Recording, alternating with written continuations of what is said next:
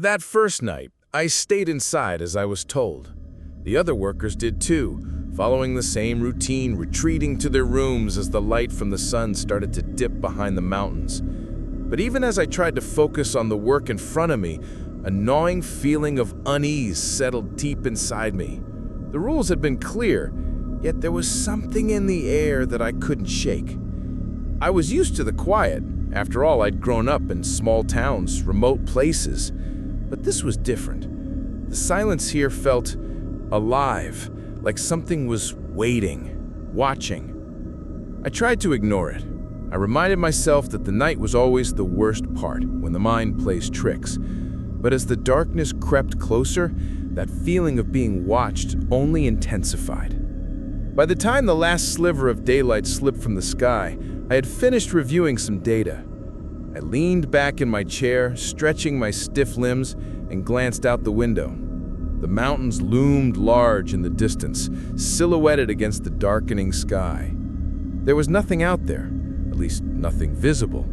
The forest was still, undisturbed, yet I couldn't shake the feeling that something was moving in those woods. At first, I told myself it was just the way the shadows twisted as night fell, but as I stared longer, I could have sworn I saw a figure, tall, too tall to be human, just behind the trees. A fleeting glimpse. I blinked and it was gone. I told myself it was nothing. It had to be nothing, but my heart started to race anyway. The hairs on my arms stood up. I looked around the room. No one else seemed to notice. They were going about their routines like everything was normal. It felt like I was the only one feeling this growing unease. I turned away from the window and tried to distract myself, pushing the thought of that figure from my mind. But I knew deep down that something wasn't right. The silence of the outpost seemed heavier now. Even the wind had died down, which was strange for a mountain range. There was no sound outside, no rustling of trees, no chirping insects, no calls of nocturnal animals. Just the sound of my own breath. I tried to sleep, but it was impossible. My mind kept racing. I tossed and turned in my bed, pulling the covers tighter around me. But every time I closed my eyes, the feeling of being watched came rushing back.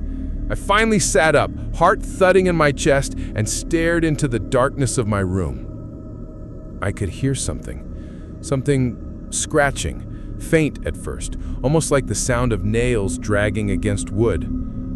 I froze. My ears strained, trying to pinpoint the source. It wasn't the usual creaks of the house settling. It was rhythmic, slow, intentional. The hairs on the back of my neck stood up. I glanced around the room. The shadows in the corners seemed darker than usual, as if they were shifting, moving with a purpose. I told myself it was just the darkness playing tricks on my eyes, but the scratching continued, now louder, closer. Against my better judgment, I stood up and approached the window. I peered outside, expecting to see a blur of snowflakes or the outline of a distant animal. Instead, the night was perfectly still. The snow on the ground lay undisturbed, the trees unmoving, nothing but the blackness. Then I saw it again. This time, I couldn't ignore it. Someone was out there. A figure, tall and thin, moving in the shadows between the trees. It was too far away to make out any details, but it was real. I knew it was. My breath caught in my throat. I stepped back from the window, heart pounding. My mind raced. Could it be another person? Someone else from the outpost? But why would they be out there in the woods at this hour? And why was there no sound? No footsteps? I grabbed my jacket, hands trembling. It felt like I needed to see more, to understand what I was looking at. But something inside me screamed to stay inside, to follow the rules that I had been told were there for a reason. No one goes out after dark. But I couldn't stop myself. My curiosity, my fear was too strong. I didn't care what the others had warned me. I was going to find out what was out there, what was making those noises. I opened the door and stepped outside. The cold hit me immediately, sharp and biting, but it didn't stop me. The air was thick with stillness. I glanced toward the woods, my eyes scanning the darkness. The figure was gone, but I could still feel something, someone out there. My boots crunched on the snow as I ventured further. The wind had died completely, leaving only the sound of my breath and the soft scrape of my shoes on the frozen ground. The trees loomed like dark sentinels, their branches stretching out like skeletal hands. I had no idea what I was doing. I moved deeper into the woods, the feeling of being watched growing stronger with each step. My mind told me to turn back, but my feet didn't listen. I kept walking, driven by a mixture of fear and need to know what was out there. Then I heard it. The sound of something or someone moving. It was behind me, just outside my range of sight. A branch snapped, followed by a deep, slow breath, as if something was exhaling just inches from my neck. I froze. Every muscle in my body tensed, my heart racing. I turned around slowly, my pulse deafening in my ears. There was nothing. Nothing but the trees, the snow, the silence. But I was not alone. I could feel it. Something was out there, hidden in the dark, watching me. I wanted to scream, to run, but my feet were frozen to the ground. Then I saw it again. A shape just behind the tree line. It wasn't just tall, it was massive, unnaturally so. The way it moved was wrong. It wasn't the movement of an animal. It was too deliberate, too slow. My instincts kicked in. I turned and ran, stumbling through the snow, barely able to see through the blur of panic. I heard the figure, whatever it was, following me, its breath heavy in the cold air, close, but not close enough. I dared not look back, but I could feel its presence, its weight. I reached the outpost door and slammed it shut behind me. I stood there, chest heaving, staring out into the dark woods, my body trembling. I was safe, for now, but I knew deep down that I wasn't alone. Whatever was out there hadn't finished with me yet. I didn't sleep that night. I couldn't. My heart was still racing, my body still on edge from what I had seen, from the feeling of being hunted. The silence in the outpost had deepened, felt heavier. The walls felt like they were closing in around me. I lay in bed, staring at the ceiling, wondering if I was just losing my mind. The woods outside were quiet now, but I knew better. That creature, that thing, it was out there, and it wasn't done with me. I tried to tell myself it was just a trick of the dark.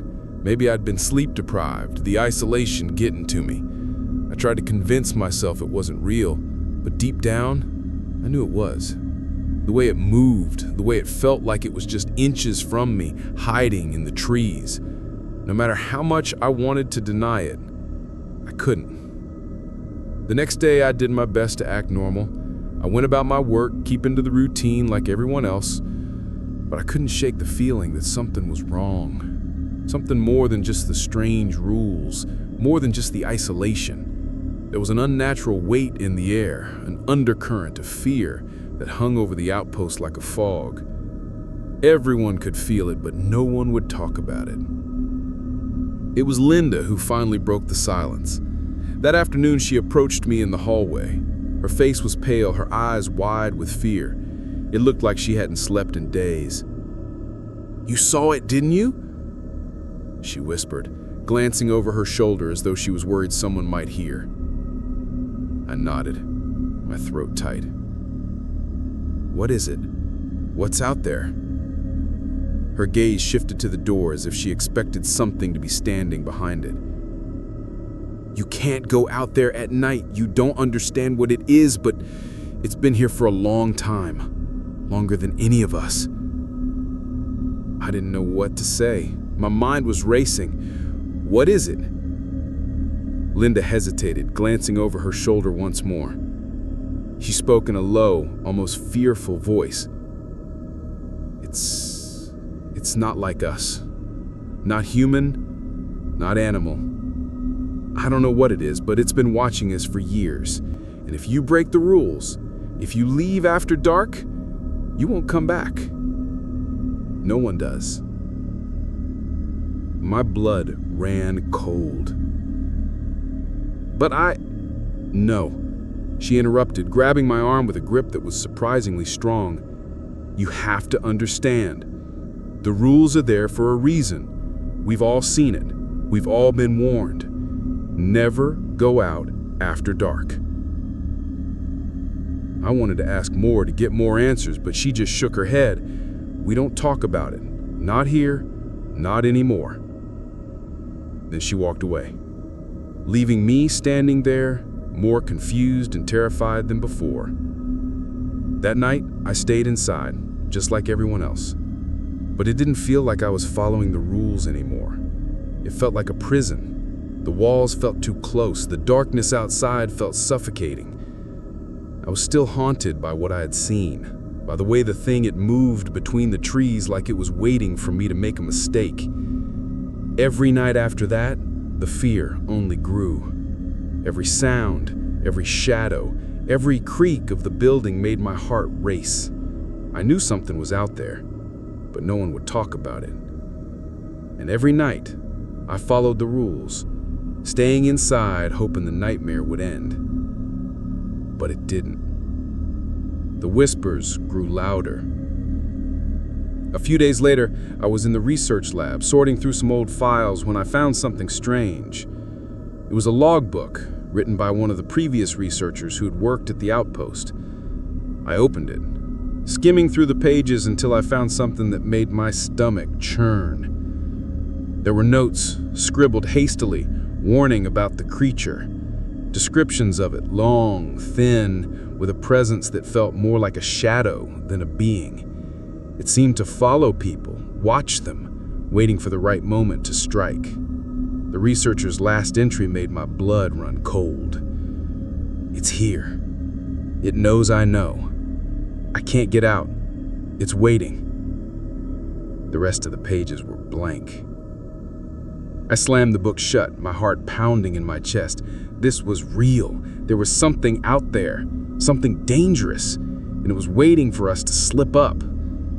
That night, as the sun began to set, the tension in the outpost was almost unbearable. The usual silence fell over us as everyone retreated to their rooms. The door to the woods was locked, the windows shut tight, and the rules were followed. But that night, something felt different. The air was thicker, the shadows longer. I knew something was coming. Around midnight, I woke to the sound of scratching at the window. At first, I thought I was imagining it, but the noise persisted, slow, deliberate, like claws dragging across the glass. I sat up, heart pounding in my chest, and looked out the window. There was nothing, just the dark outline of the trees and the snow, untouched and still. But I couldn't shake the feeling that I wasn't alone. I got out of bed, tiptoeing toward the window. I leaned forward, pressing my face to the glass. The scratching stopped. I waited, holding my breath, but the night remained silent. Then something moved in the trees. A figure, tall and thin, standing just beyond the tree line. The same shape I'd seen before. This time, it didn't vanish. It stood there, unmoving, its presence almost suffocating. I couldn't see its face, but I felt it watching me, its gaze burning through the window. I backed away slowly, my heart hammering in my chest. I couldn't breathe. My mind screamed for me to leave, but I stayed frozen, unable to move. The figure didn't move either. It was like it was waiting, like it knew I couldn't escape. The moment stretched on forever, and then, just as suddenly as it had appeared, the figure disappeared into the darkness of the woods. I rushed to the door, but the rules, the warnings, everything they'd said came flooding back. I was too afraid to leave, too afraid to break the rules. I slammed the door shut behind me, my hands shaking. But the fear stayed with me. The creature had seen me. It was close, and it wasn't going to let me forget.